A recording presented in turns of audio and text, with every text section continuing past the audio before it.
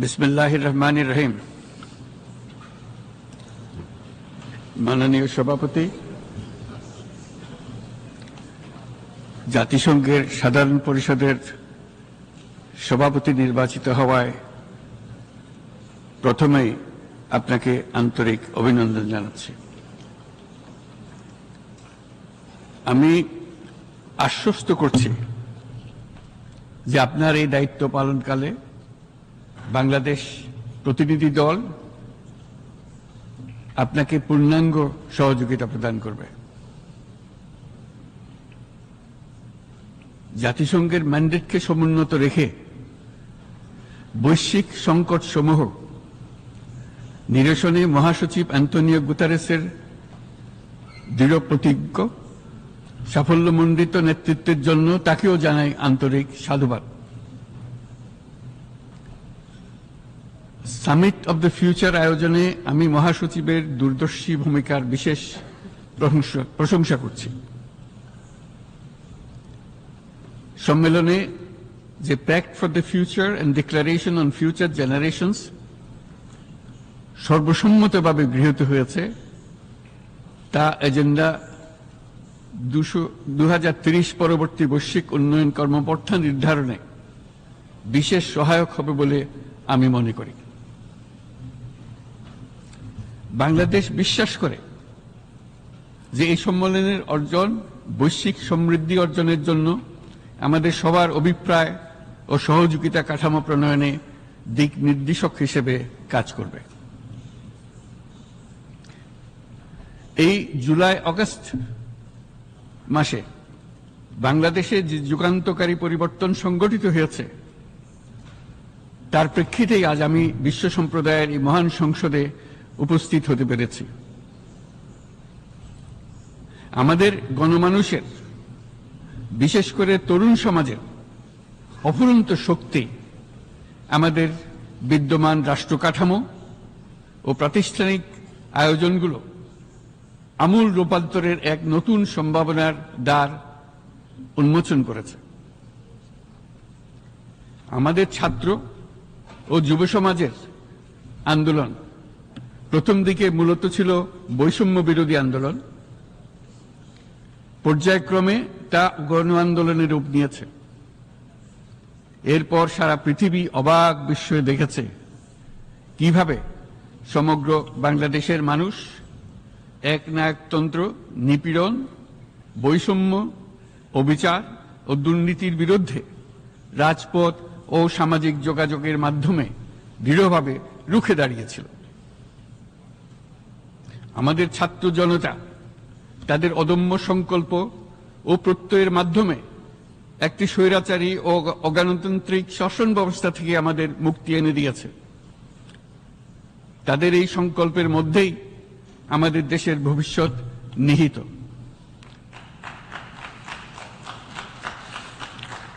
যা এই দেশকে বিশ্ব সম্প্রদায়ের মাঝে একটি দায়িত্বশীল জাতির মর্যাদায় উন্নত করবে বলে আমি বিশ্বাস করি। এই গণ আন্দোলন রাজনৈতিক অধিকার ও উন্নয়নের সুবিধা বঞ্চিত বাংলাদেশের আপামর জনসাধারণকে ঐক্যবদ্ধ করেছে। বাংলাদেশের মানুষ উন্নয়ন কর্মকাণ্ডকে অন্তর্ভুক্তিমূলক অংশীদারিত্ব রূপে দেখতে চেয়েছিল। আমাদের জনগণ একটা ন্যায্য, অন্তর্ভুক্তিমূলক ও কার্যকর গণতন্ত্রের জন্য লড়াই করেছে, যার জন্য আমাদের নতুন প্রজন্ম জীবন উৎসর্গ করেছে।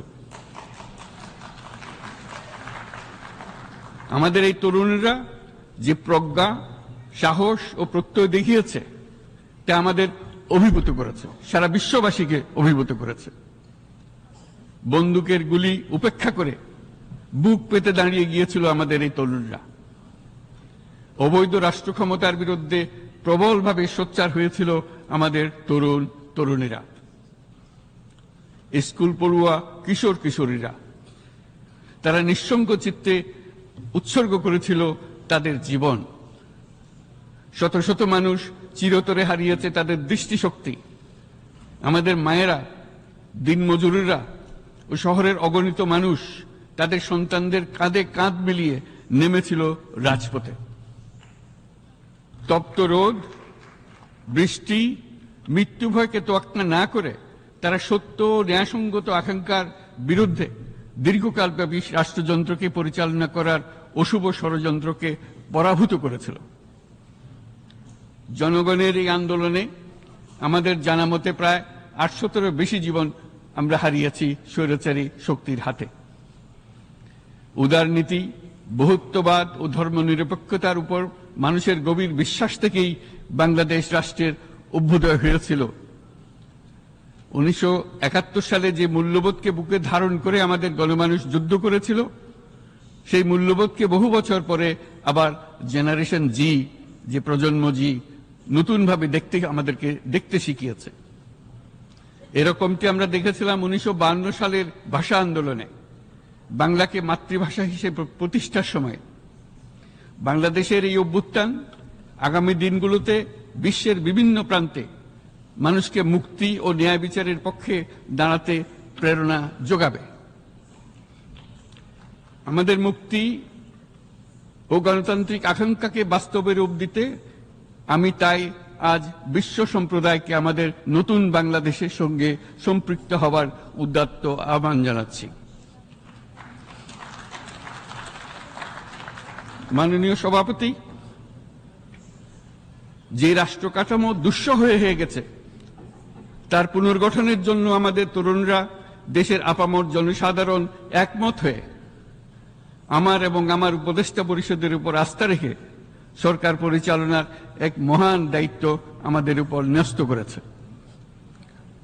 এই দায়িত্ব গ্রহণের পর আমরা গভীর বিস্ময় ও হতাশার সঙ্গে মুখোমুখিভাবে দেখতে পাচ্ছি কিভাবে সর্বগ্রাসী দুর্নীতি একটি কার্যকর গণতান্ত্রিক ব্যবস্থাকে ধ্বংসস্তূপে পরিণত করেছে, কিভাবে রাষ্ট্রের মূল প্রতিষ্ঠানগুলোকে নির্মমভাবে দলীয়করণের আবর্তে বন্দী করে রাখা হয়েছিল, কিভাবে জনগণের অর্থকে লুটপাট করা হয়েছিল, কিভাবে একটি বিশেষ স্বার্থান্বেষী গোষ্ঠী সমস্ত ব্যবসা বাণিজ্যকে অন্যায়ভাবে নিজেদের হাতে কুক্ষিগত করে দেশের সম্পদ অবাধে বিদেশে পাচার করে দিয়েছে। এক কথায়, কিভাবে প্রত্যেকটি পর্যায়ে ন্যায়, নীতি ও নৈতিকতা অদৃশ্য হয়ে গিয়েছিল। এরকম এক অবস্থার দেশকে পুনর্গঠন এবং জনগণের কাঙ্ক্ষিত রাষ্ট্র ব্যবস্থা প্রতিষ্ঠিত করার জন্য আমাদের উপর দায়িত্ব প্রদান করা হয়েছে। অতীতের ভুলগুলোকে সংশোধন করে একটা প্রতিযোগিতামূলক ও শক্তিশালী অর্থনীতি এবং ন্যায়ভিত্তিক সমাজ ব্যবস্থা গড়ে তোলায় এই মুহূর্তে আমাদের মূল লক্ষ্য। বর্তমান পরিবর্তিত পরিস্থিতিতে সকল রাজনৈতিক দল এখন স্বাধীনভাবে তাদের মতামত প্রকাশ করতে পারছে। যে সব ব্যক্তি বা প্রতিষ্ঠান রাষ্ট্রীয় কাজ ও সিদ্ধান্ত গ্রহণ করার প্রক্রিয়ায় সম্পৃক্ত, তাদের প্রত্যেকের জবাবদিহিতা নিশ্চিত করাই আমাদের অগ্রাধিকার। আমরা মানুষের মৌলিক অধিকারকে সমুন্নত ও সুরক্ষিত রাখতে দৃঢ়প্রতিজ্ঞ। আমাদের দেশের মানুষ মুক্তভাবে কথা বলবে, ভয়ভীতি ছাড়া সমাবেশ করবে, তাদের পছন্দের ব্যক্তিকে ভোট দিয়ে নির্বাচিত করবে, এটাই জাতির আকাঙ্ক্ষা এবং এটাই আমাদের লক্ষ্য। বিচার বিভাগের স্বাধীনতা সংরক্ষণ ও সাইবার ডোমেইন সহ গণমাধ্যমের স্বাধীনতা সুসংহতকরণে আমরা প্রতিজ্ঞাবদ্ধ। আমাদের একজন কৃষক বা একজন শ্রমিকের সন্তানও যেন সমাজের সর্বোচ্চ শিখরে পৌঁছতে পারে, সেই লক্ষ্যে বিশালকার অবকাঠামো নির্মাণের বদলে স্বাস্থ্য ও শিক্ষা খাতে বরাদ্দ বৃদ্ধির আমরা গুরুত্ব আরোপ করছি।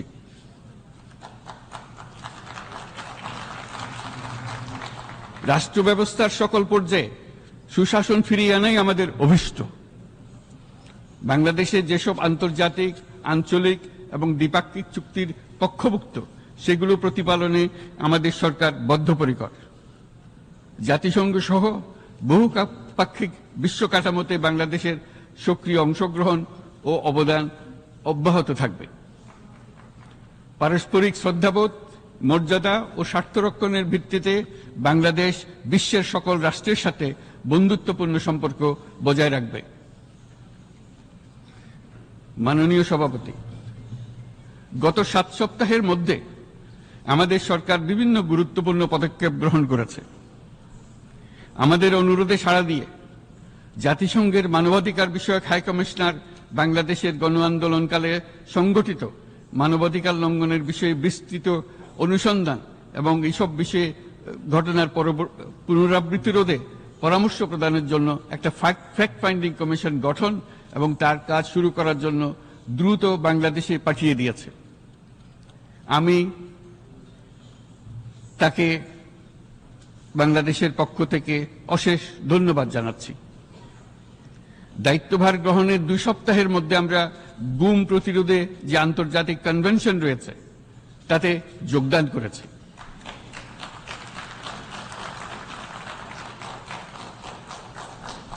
এর আশু বাস্তবায়নের জন্য প্রয়োজনীয় দেশীয় আইন ও বিধি প্রণয়নে আমরা এখন প্রক্রিয়া শুরু করেছি।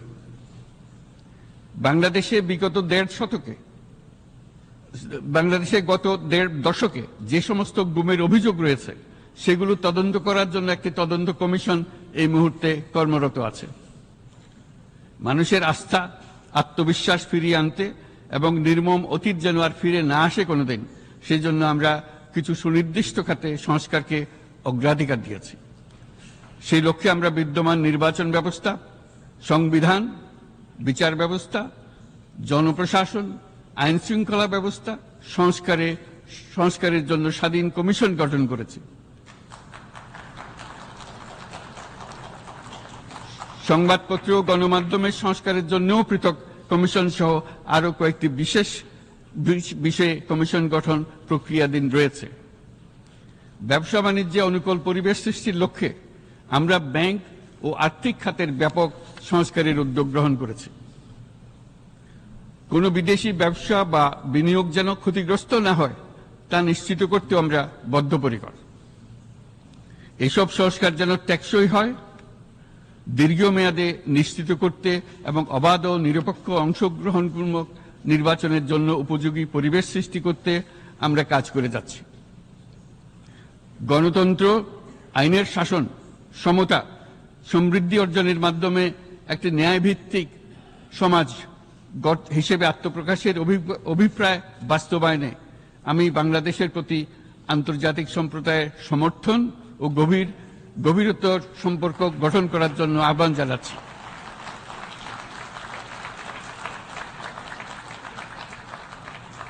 মাননীয় সভাপতি, বাংলাদেশ মনে করে যে শান্তি রক্ষা ও সংঘাত মোকাবেলা জনগণের সমৃদ্ধি নিশ্চিত করার মূল চালিকা শক্তি। সাম্প্রতিক বিপ্লবকালে আমাদের ইতিহাসের সবচেয়ে কঠিনতম সময়ে জনগণের মুক্তির আকাঙ্ক্ষা পূরণে তাদের পাশে দৃঢ়ভাবে দাঁড়িয়ে আমাদের সাহসী সশস্ত্র বাহিনী সমূহ আরও একবার শান্তির প্রতি তাদের অঙ্গীকার প্রমাণ করেছে।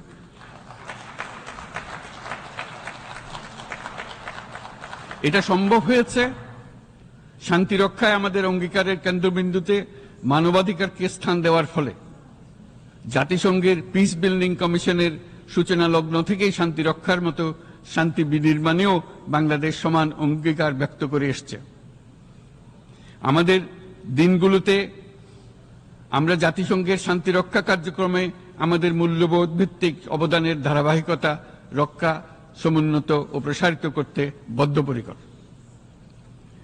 জাতিসংঘের শান্তি রক্ষা কার্যক্রমে অবদানকারী তৃতীয় বৃহত্তম রাষ্ট্র হিসেবে বাংলাদেশ এখন পর্যন্ত 43টি দেশে 63টি মিশনে শান্তিরক্ষী প্রেরণ করেছে।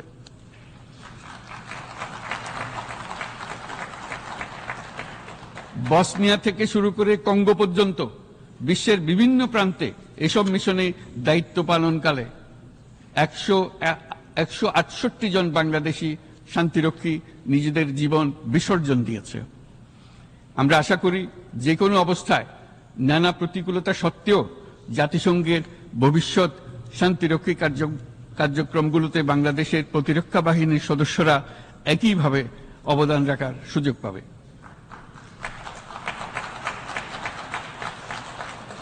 মাননীয় সভাপতি, আমাদের সকলের বাসস্থান এই পৃথিবী বৈশ্বিক অগ্রাধিকারগুলোকে সঠিকভাবে নির্ণয় করতে আগ্রহী।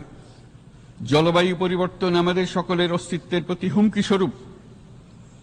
এই গ্রীষ্মে সর্বকালের রেকর্ড ভঙ্গকারী তাপদাহ আমাদের জলবায়ুজনিত পরিবর্তনের কথা স্পষ্টভাবে স্মরণ করিয়ে দিয়েছে।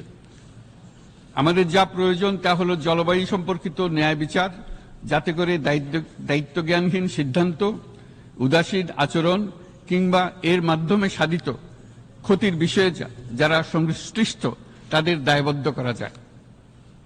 জলবায়ু পরিবর্তনজনিত দীর্ঘমেয়াদী প্রভাবগুলো অপূরণীয় ক্ষতির কারণ হয়ে দাঁড়িয়েছে।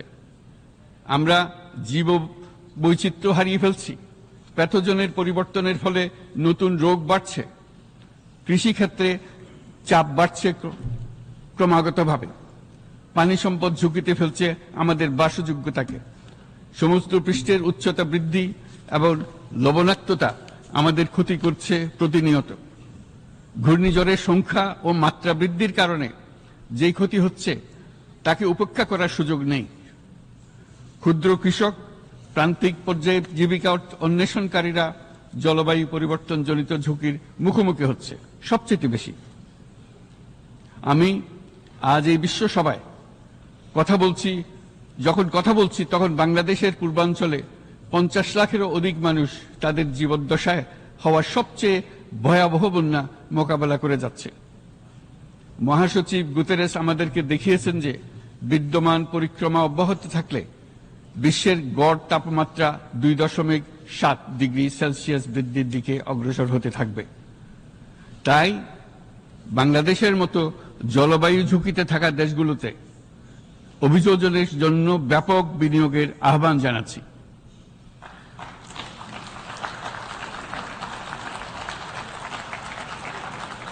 এছাড়াও উদ্ভাবনী শক্তির প্রয়োগ, অতিরিক্ত অর্থায়নের মাধ্যমে লস এন্ড ড্যামেজ ফান্ডকে কার্যকর করা আমাদের জন্য অত্যন্ত গুরুত্বপূর্ণ। একইভাবে আমাদের প্রয়োজন প্রযুক্তির সহজলভ্যতা, সক্ষমতা বৃদ্ধি। নির্দিষ্ট করে বললে আমাদের দরকার জীবন রক্ষাকারী প্রযুক্তি, বিশেষত কৃষি, পানি এবং জনস্বাস্থ্য খাতে, যেখানে ক্ষুদ্র ক্ষুদ্র উদ্ভাবন এবং সমাধানসমূহ ঝুঁকিতে থাকা জনগোষ্ঠীকে রক্ষা করতে পারে। জলবায়ু সংকটের মোকাবেলা এবং বৈশ্বিক অর্থনীতি সুসংহতকরণে আমাদের যুগপৎভাবে কাজ করতে হবে। বিশ্ব সম্প্রদায় এখন কার্বন মুক্ত পৃথিবী গড়ে তুলতে মনোযোগী হচ্ছে। বিশ্বের অধিকাংশ মানুষকে এই ধরনের পরিবর্তনের সুফলভোগী করতে হলে নেট জিরো পৃথিবীর দিকে আমাদেরকে অগ্রসর হতে হবে। বাংলাদেশের মতো দেশগুলোকে সাথে নিয়ে যেতে হবে। তা না হলে পারস্পরিক দায়িত্ববোধের মাধ্যমে পারস্পরিক সমৃদ্ধি অর্জনে আমাদের সার্বজনীন অঙ্গীকার পূরণে পিছিয়ে পড়ব আমরা। এই ক্ষেত্রে আমি বিশ্বাস করি সমগ্র বিশ্ব একসাথে 3-0 লক্ষ্য অর্জনের ধারণা বিবেচনা করে দেখতে পারে, যার মাধ্যমে আমরা শূন্য দারিদ্র্য, শূন্য বেকারত্ব এবং শূন্য নেট কার্বন নিঃসরণ অর্জন করতে পারি। যেখানে পৃথিবীর প্রতিটি তরুণ তরুণী চাকরি প্রার্থী না হয়ে বরং উদ্যোক্তা হিসেবে নিজেকে প্রতিষ্ঠিত করার সুযোগ পাবে। তারা যেন এই সম্পদের সীমাবদ্ধতা সত্ত্বেও নিজ নিজ সৃজনশীলতার বিকাশ করতে পারে, যেখানে একটি ব্যবসায়িক উদ্যোগ সামাজিক সুফল, অর্থনৈতিক মুনাফা এবং প্রকৃতির প্রতি দায়িত্বশীলতার মধ্যে একটি চমৎকার ভারসাম্য আনতে পারে, যেখানে সামাজিক ব্যবসার মাধ্যমে যে কোনো ব্যক্তি ভোগবাদী জীবনধারা থেকে উত্তরণ করে সামাজিক ও অর্থনৈতিক পরিবর্তনের সৃজনশীল শক্তি হিসেবে নিজেকে প্রতিষ্ঠিত করতে পারে।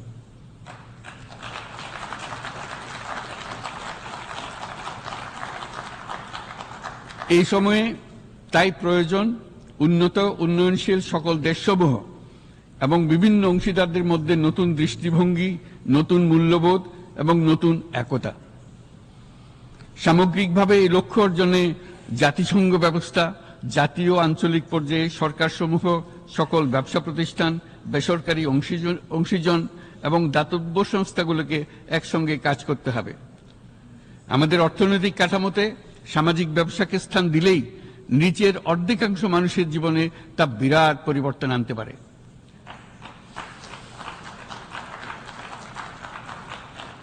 এই পদক্ষেপ একই সঙ্গে জলবায়ুর ধ্বংসাত্মক গতিকে সফলভাবে রোধ করতে পারে এবং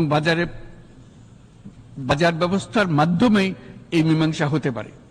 এ বিষয়ে আমি মহাসচিব গুতেরেসের বিশেষ দৃষ্টি আকর্ষণ করছি। মাননীয় সভাপতি, বহুমুখী সংকটে জর্জরিত বর্তমান বিশ্বে যুদ্ধ এবং সংঘাতের ফলে ব্যাপক ভিত্তিতে মানুষের অধিকার খর্ব হচ্ছে। বিশ্ববাসীর উদ্বেগ এবং নিন্দা সত্ত্বেও গাজায় গণহত্যা থামছে না।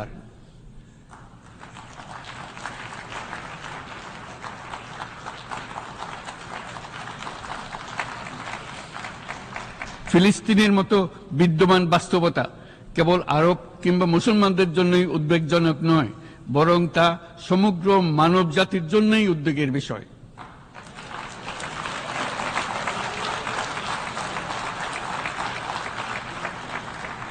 একজন মানুষ হিসেবে প্রত্যেক ফিলিস্তিনির জীবন অমূল্য।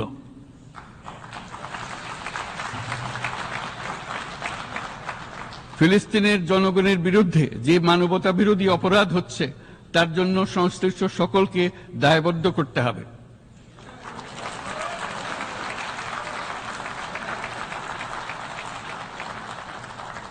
ফিলিস্তিনের জনগণের উপর চলমান নৃশংসতা, বিশেষত নারী এবং শিশুদের সাথে প্রতিনিয়ত যে নিষ্ঠুরতা বিশ্ব দেখাচ্ছে, তা থেকে নিস্তারের জন্য বাংলাদেশ অনতিবিলম্বে সম্পূর্ণ যুদ্ধবিরতির আহ্বান জানাচ্ছে।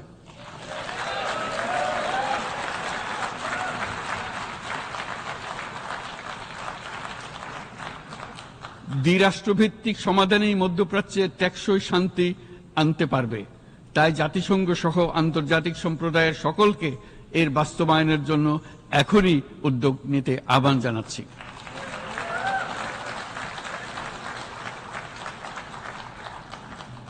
গত 2.5 বছর ধরে ইউক্রেনে চলমান যুদ্ধে বহু মানুষ প্রাণ হারিয়েছে। এই যুদ্ধের প্রভাব সর্বব্যাপী, এমনকি বাংলাদেশের অর্থনীতিতেও এর নেতিবাচক প্রভাব আমরা অনুভব করছি। আমরা তাই উভয় পক্ষকে সংলাপে বসে বিরোধ নিরসনের মাধ্যমে যুদ্ধের অবসান ঘটানোর আহ্বান জানাচ্ছি। মাননীয় সভাপতি, বাংলাদেশ গত 7 বছর যাবৎ মিয়ানমার হতে আগত 12 লাখেরও বেশি রোহিঙ্গাদের মানবিক কারণে আশ্রয় দিয়ে আসছে। এর ফলে আমরা বিরাট সামাজিক, অর্থনৈতিক, পরিবেশগত ক্ষতির সম্মুখীন হচ্ছি।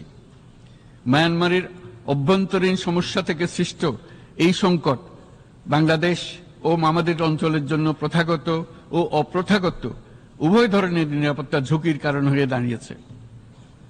মিয়ানমার থেকে বাংলাদেশে বলপূর্বক বাস্তুচ্যুত রোহিঙ্গাদের সহায়তা করতে আমরা অঙ্গীকারবদ্ধ। আমরা রোহিঙ্গাদের জন্য মানবিক সহায়তা কার্যক্রম চালু রাখা এবং তাদের টেকসই প্রত্যাবর্তন নিশ্চিত করার উদ্দেশ্যে আন্তর্জাতিক সম্প্রদায়ের পর্যাপ্ত সহায়তা অব্যাহত রাখার আহ্বান জানাচ্ছি। রোহিঙ্গাদের সাথে সংগঠিত হওয়া ব্যাপক ভিত্তিক মানবাধিকার লঙ্ঘনের জন্য আন্তর্জাতিক বিচার আদালত এবং আন্তর্জাতিক অপরাধ আদালতে চলমান বিচার প্রক্রিয়ার মাধ্যমে ন্যায় বিচার নিশ্চিত করাও সমানভাবে গুরুত্বপূর্ণ। রোহিঙ্গারা যাতে নিজ দেশে স্বাধীন এবং মর্যাদাপূর্ণ জীবন যাপন করতে পারে, সেই লক্ষ্যে অনুকূল পরিবেশ তৈরিতে জাতিসংঘ অন্যান্য আন্তর্জাতিক প্রতিষ্ঠানের ধারাবাহিক প্রচেষ্টার প্রশংসা দাবিদার। এই লক্ষ্যে রোহিঙ্গারা যাতে পর্যাপ্ত নিরাপত্তা ও অধিকার নিশ্চিত করে তাদের নিজ ভূমি রাখাইনে ফিরে যেতে পারে, তার পথ সুগম করা অত্যন্ত দরকার। মিয়ানমারে প্রতিনিয়ত পরিবর্তনশীল অবস্থা বিবেচনা রেখে বাংলাদেশ আন্তর্জাতিক সম্প্রদায়ের সাথে একযোগে রোহিঙ্গাদের নিজ দেশে মর্যাদাপূর্ণ টেকসই প্রত্যাবর্তনের জন্য পরিবেশ সৃষ্টিতে কাজ করতে প্রস্তুত।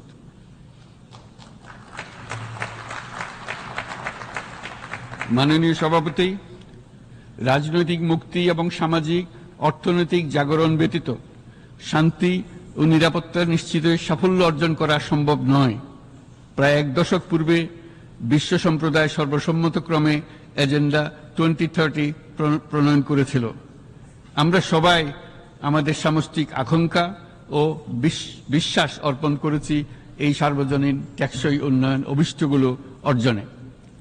সার্বিকভাবে মাত্র 17% ও কম লক্ষ্যমাত্রা অর্জন হয়েছে। স্পষ্টতই এই ক্ষেত্রে অনেক উন্নয়নশীল রাষ্ট্র আরও পিছিয়ে আছে। উন্নয়নশীল দেশগুলোকে এসডিজি অর্থায়নের বছরে প্রায় 2.5 থেকে 4 ট্রিলিয়ন মার্কিন ডলারের সমান ঘাটতি মোকাবেলা করতে হচ্ছে। উন্নয়নশীল বিশ্বের ঋণের বোঝা, ক্ষয়িষ্ণু আর্থিক সক্ষমতা এবং জলবায়ু পরিবর্তনের ক্ষতিকর প্রভাবের কারণে বাংলাদেশের মতো দেশগুলিতে বেশি ঝুঁকিতে রয়েছে। আমরা আশা করি উন্নয়নের জন্য অর্থায়ন সংক্রান্ত চতুর্থ আন্তর্জাতিক সম্মেলনে এই ধরনের জটিল এবং কাঠামোগত সমস্যাগুলোর দিকে নজর দেওয়া হবে। বহুপাক্ষিক আর্থিক প্রতিষ্ঠানগুলোকে এমন অভিন্ন লক্ষ্যে নিয়ে যাওয়ার কাজ করতে হবে যাতে সকল রাষ্ট্র সমানভাবে সম্পদ ও সুযোগের ব্যবহার করতে পারে। তারা নিজেদের কর্মসূচিতে সামাজিক ব্যবসাকে গুরুত্বপূর্ণ ভূমিকা দিতে পারে, যাতে নিম্ন আয়ের দেশগুলোর বাস্তবতাকে বিশেষভাবে মোকাবেলা করা যায়, যা ব্যবসায়ী উদ্যোগ এবং ব্যক্তির সৃজনশীলতাকে উদ্বুদ্ধ করে, যা বঞ্চিত জনগোষ্ঠীকে বিশালভাবে সহায়তা করে।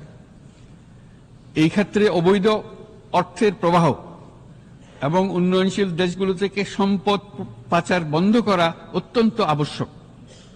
উন্নয়নশীল দেশগুলো থেকে পাচার হয়ে যাওয়া সম্পদ ফেরত আনার জন্য আন্তর্জাতিক সহযোগিতা জোরদার করতে হবে।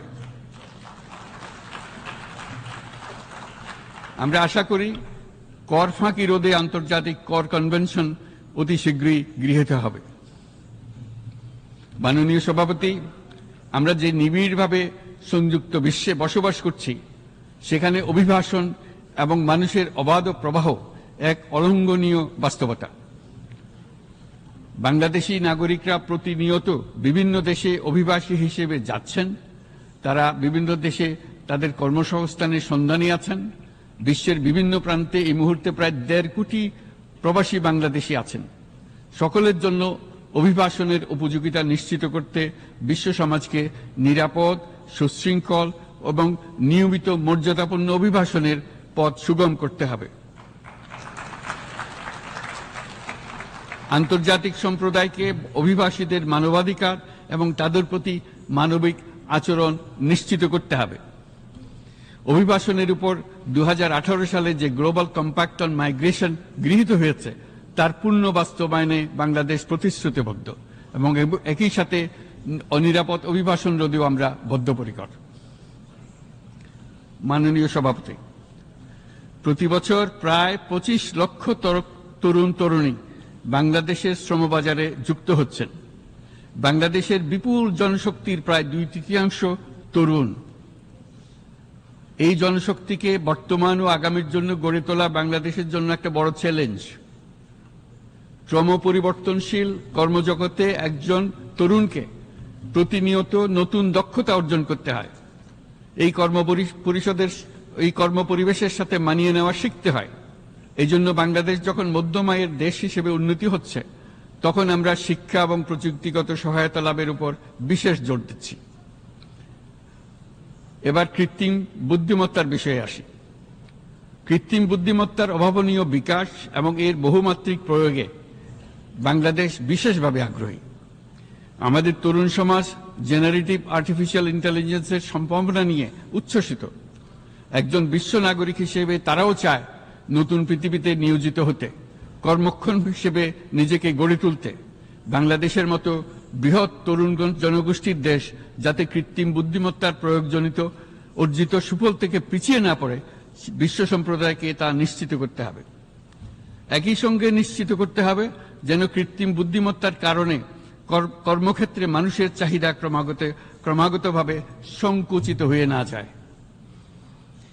এই প্রসঙ্গে আমি উল্লেখ করি যে আমরা ভিন্ন একটা ইন্টেলিজেন্স, অটোনোমাস ইন্টেলিজেন্স, অর্থাৎ যে কৃত্রিম বুদ্ধিমত্তা নিজেই নিজের কৃত্রিম বুদ্ধিমত্তাকে সম্প্রসারিত করতে পারে মানুষের কোনো হস্তক্ষেপ ছাড়াই, তার ব্যাপারে আমরা বৈজ্ঞানিকদের দৃষ্টি আকর্ষণ করতে চাই। তারা যেন এই ক্ষেত্রে অগ্রসর হওয়ার আগে মানুষের উপরে প্রভাব সম্বন্ধে নিশ্চিত হয়ে অগ্রসর হন। আমাদের ধারণা অটোনোমাস ইন্টেলিজেন্স মানুষের অস্তিত্বকে বিপন্ন করে তুলতে পারে, কাজে এই ব্যাপারে আমাদের সম্পূর্ণ সজাগ থাকতে হবে। মাননীয় সভাপতি, আমাদের আসলে দরকার নতুন ধরনের সহযোগিতা কাঠামো, যেখানে বৈশ্বিক ব্যবসা ও জ্ঞানের অধিকারী গোষ্ঠী মানুষের চাহিদাগুলোকে যথাযথভাবে অনুধাবন করবে। আন্তর্জাতিক সহযোগিতার মাধ্যমে উন্নয়নশীল দেশগুলোর জন্য এমন একটি রূপান্তরকারী ব্যবস্থা তৈরি করতে হবে যা কর্মসংস্থান, আর্থসামাজিক প্রতিকূলতা বা জীবিকার জন্য যুৎসয় সমাধান নিশ্চিত করবে। মাননীয় সভাপতি, আমাদের প্রচেষ্টা, সক্ষমতা এবং সম্পদ একত্রীকরণের মাধ্যমে সকলের সামর্থ্য, উদ্ভাবনী শক্তি এবং সমৃদ্ধিকে কাজে লাগাতে হবে। আর্থসামাজিক উন্নয়ন এবং জলবায়ু সহনশীলতা নিয়ে আমরা প্রতিনিয়ত যে প্রতিকূলতার সম্মুখীন হচ্ছি, সম্মিলিত উদ্যোগের মাধ্যমে তার মোকাবেলা করতে হবে। বৈশ্বিক দক্ষিণের দেশগুলোকে অনন্য অর্থনৈতিক এবং সামাজিক প্রেক্ষাপটে দক্ষিণ দক্ষিণ এবং ত্রিভুজীয় সহযোগিতা এই ক্ষেত্রে বিশেষভাবে সহায়ক হতে পারে বলে আমি মনে করি। বৈশ্বিক দক্ষিণের আওয়াজকে বিশ্বব্যাপী জোরালোভাবে তুলে ধরার জন্য প্রয়োজন সম্মিলিত উদ্যোগ।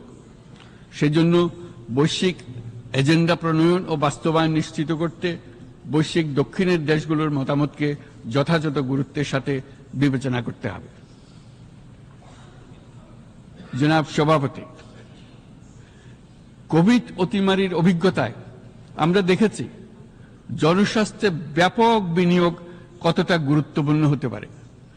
বিশ্ব স্বাস্থ্য সংস্থায় বৈশ্বিক অতিমারি চুক্তির চলমান আলোচনায় বাংলাদেশ নেতৃত্ব প্রদান করে চলেছে।